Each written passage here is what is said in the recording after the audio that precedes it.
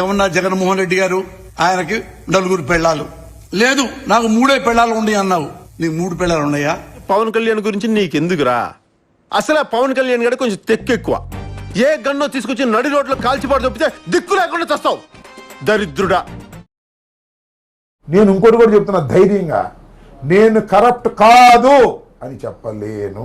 ఇదేవాడండి బాబు, ఆయన అదమని చెప్పేసుకుంటున్నాడు. ఆయన గురించి ఆయన తెలిసినంత మనకు తెలియదు కదండి. ఐఎమ్ లెస్ కరప్ట్ అంటే ఒప్పుకుంటున్నారు.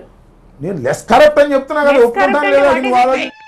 దరిద్రుడా, చేసిన వెధవ పంచాలక ఇలా మీటింగులు పెట్టి ప్రచారం చేస్తున్నావా?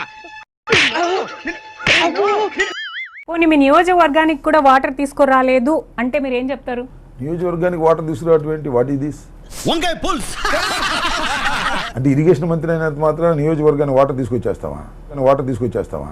అంతేలే, ఎదవలకు పదవులు వస్తే ఇలాగే ఏడుస్తుంది మరి. పోనీ వైఎస్ఆర్సీపీకి ఈ ఎన్నికల్లో ఎన్ని సీట్లు వస్తాయంటే ఏం చెప్తారు? 175 వస్తాయని చెప్తాను.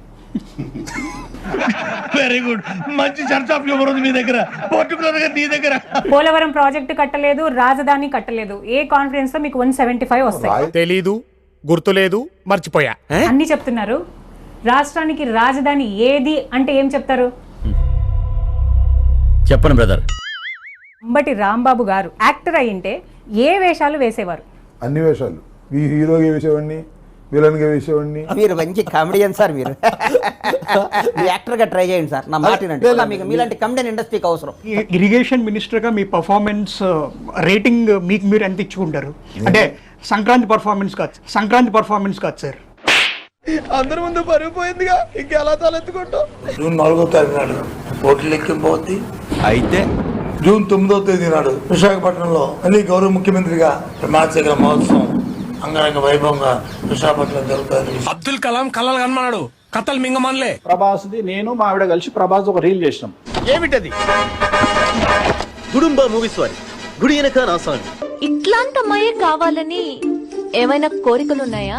చదువుకున్న అమ్మాయి అయితే బెటర్. తీసేయి. అది ప్రభాస్ గారు చూసారు. చూసి ఏమన్నారు? ఎవడ్రా నువ్వు, దారి తప్ప నేను పిల్ల ఉన్నావు అన్నారు. నాకంటే వేణుస్వామి స్టైల్ గా ఉన్నాడు అన్నాడు. నేను నమ్మదురా, అడుగు తిరు. 2024లో నేను ఎవరి గురించి అయితే చెప్పానో ఖచ్చితంగా వాళ్ళే వస్తారు. వేణుస్వామి గారు చెప్పారంటే డెఫినెట్లీ జరగదు అని అనుకుంటున్నారు జనాలు. వైఎస్ జగన్మోహన్ రెడ్డి గారికి 2024లో కూడా సీఎం అయ్యేటువంటి యోగ్యత 100% ఉంది. జరగదు. నీ నోటితో అన్నావు కదా, నీ బంగారు నోటితో అన్నావు కదా, నీ చిట్టి నోటితో అన్నావు కదా, వేణుస్వామి అనేటువంటి ఒక లెక్కర్ తాగేటువంటి వ్యక్తి, పూజలో లెక్కర్ పెట్టి తాగేటువంటి వ్యక్తి.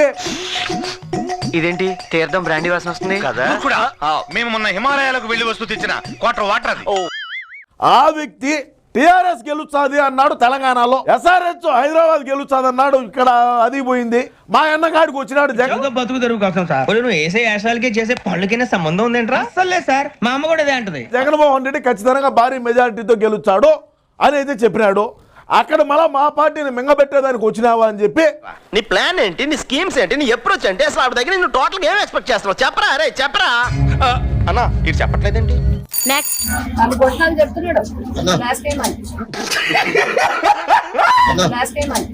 దీపు సింగ్ పేరు గుర్తు పెట్టుకోండి, దీపు సింగ్ కే ఓటేయండి.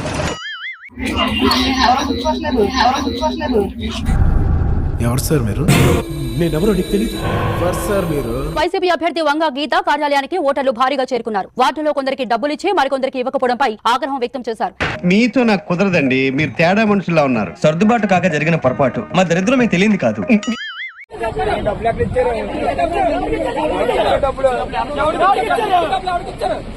చిన్నప్పటి నుంచి చూస్తున్నా, ఎప్పుడైనా సరిగ్గా పంచావురా?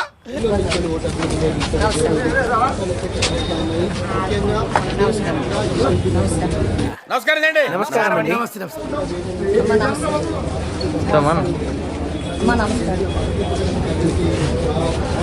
సార్ వాళ్ళు పెట్టరు, వెళ్ళిపోదాం పదండి. చెప్పకూడదు, మీరు ఎమ్మెల్యే నమస్కారం మర్చిపోకండి అమ్మా అని చెప్తున్నాడు. ఎమ్మెల్యే అయితే ఎమ్మెల్యే వెళ్ళాలి. అంత గొప్ప చాలా గొప్ప చెప్తారు. ఎవరు చెప్తారు? నన్ను అవమానిస్తున్నారు, నన్ను దూరం చేస్తున్నారు.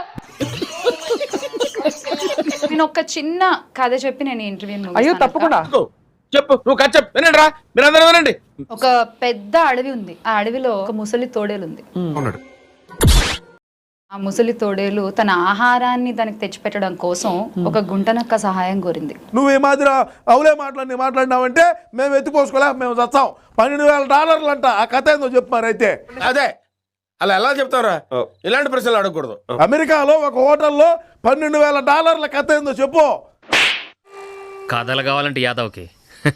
ఖచ్చితంగా ఈసారి ముఖ్యమంత్రి అయ్యేది శ్రీ వైఎస్ జగన్మోహన్ రెడ్డి గారే. మేము ఇక్కడ కట్ర వేసుకొని కూర్చున్నాం. 1 minute ఆశీర్వదించండి మావయ్య.